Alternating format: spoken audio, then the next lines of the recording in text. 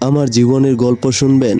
অনেক চমৎকার একটা গল্প, চারদিকে শুধু সুখ আর সুখ। আমার জীবনে ঘটে যাওয়া এমন কিছু সুখের মুহূর্ত যা আমি কখনো কারো কাছে প্রকাশ করতে পারিনি। শোনেন না গল্পটি, মাত্র তো 3টা মিনিট, অনেক সময় তো নষ্ট করেছেন। আজকে না হয় এই 3টা মিনিট আমার জন্য একটু নষ্ট করুন। চলুন শুরু করি। জানেন, আমি আমার পুরোটা জীবন কারো না কারো কাছ থেকে অবহেলা পেয়েছি।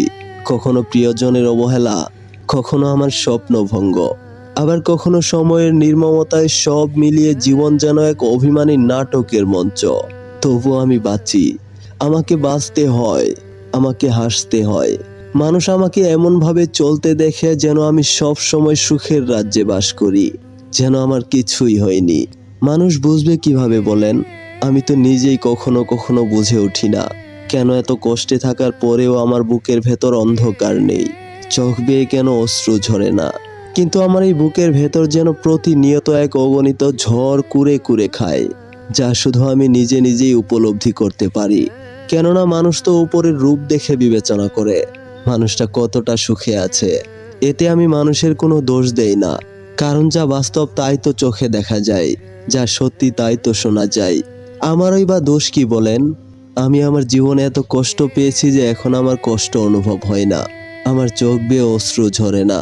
বিশ্বাস করেন, আমি যেখানেই গিয়েছি সেই স্থানটায় মনে হয় কষ্টের শীতলতার স্পর্শে ভরে উঠেছে। সবাই আমাকে ঘৃণা করেছে। আমি এই পর্যন্ত কারো অতি প্রিয়জন হতে পারিনি। আমি জানি আপন হওয়ার মতো রূপ আমার নেই, তবুও ভালোবাসা বলে তো একটা কথা আছে, তাই না? তাই তো সব আশা ছেড়ে দিয়েছি।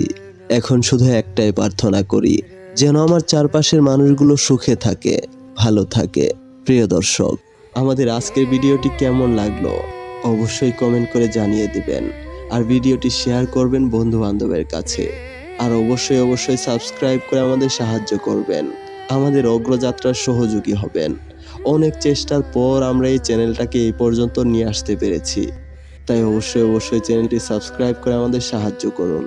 আমি মাসুদ, আবারও দেখা হবে অন্য আরেকটি গল্পে। ভালো থাকবেন, সুখে থাকবেন।